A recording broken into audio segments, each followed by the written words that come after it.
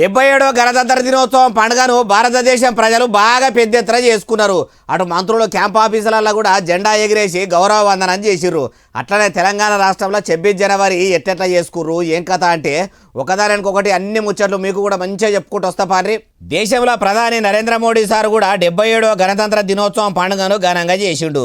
అటు రాష్ట్రపతి ముర్ము మేడంతో కలిసి 3 రంగుల జాతీయ జెండాని ఎగిరేసిండ్రు. అట్లనే సైనికులు కూడా కర్తవ్యపథను కన్నుల పండుగ లెక్క చేసిర్రు. రక్షణ రంగంలో ఉన్న ఎయిర్ ఫోర్స్ ఆఫీసర్లు గాలి మోటార్లతోని మొగుల మీద మంచిగానే విన్యాసాలు చేసిర్రు. దేశంలో ఉన్న కళాకారులు, దేశాన్ని కాపాడుతున్న భద్రతగా చూస్తున్న ఆర్మీ ఆఫీసర్లు, నేవీ ఆఫీసర్లు అందరూ కూడా విన్యాసాలు చేసిర్రు. ఇట్లా ఢిల్లీలో సెంట్రల్ సర్కారు సంబురాలు చేస్తే అటు ఏపీలో కూడా సీఎం చంద్రాల సారు కూటమి సర్కారు ఏలుబడిలా అమరావతిలో అంగరంగ వైభోగంగా జెండా పండుగ జోరుగానే చేసిండు. గవర్నర్ సార్ను పిలుచుకొని పేరంటం పెద్దగానే చేసిర్రు.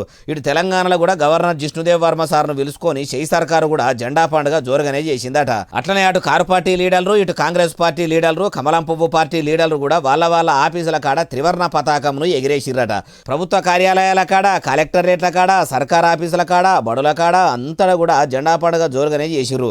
కొన్ని జాగాల్లో జెండా వందనం చేస్తున్నప్పుడు చిన్న చిన్న తకిలీవులు అయినాయట. అవి కూడా చూడండి.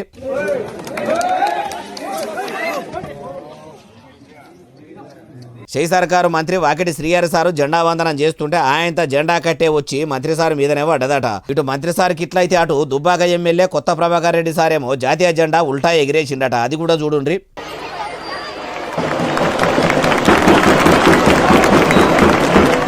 ఇట్లా ఒక్కొక్క దగ్గర ఒక్కో తీరుగా జెండా పండుగ అయింది. కానీ దేశంలో రాజ్యాంగం అమల్లోకి వచ్చి 77 ఏళ్లు గడుస్తున్నా కూడా కొన్ని జాగాల్లో న్యాయం అనేది జరుగుతలేదు. ప్రజాస్వామ్య దేశం అని చెప్పుకునే భారతదేశంలో ఇప్పటి వరకు కూడా కొన్ని జాగాల్లో ప్రజలకు స్వేచ్ఛ అనేది కూడా లేకుంటున్నది. అసొంటి తావుల్లో కూడా అందరికీ సమాన హక్కులు వచ్చేటట్టు, న్యాయం బిరాన జరిగేటట్టు ప్రభుత్వాలు కాయిసు పెడితే చాలా బాగుంటది. ఇక దేశంలో ఇన్నేళ్ల గణతంత్ర భారతదేశంలో ఏం మారిందంటే ఎనుగుల చిప్ప ఎనుగులనే అన్నట్టు దేశంలో దరిద్రం ఉంటే ఒక రాజకీయ నాయకుల జెండాలు మారినాయి, లీడర్ల బతుకులు మారినాయి. రాజ్యాంగం అనేది రాజకీయ నాయకుల కోసమే తయారు చేసుకున్నట్టు ఉన్నది అంటుర్రు ఈ ముచ్చటిన్నోళ్ళు.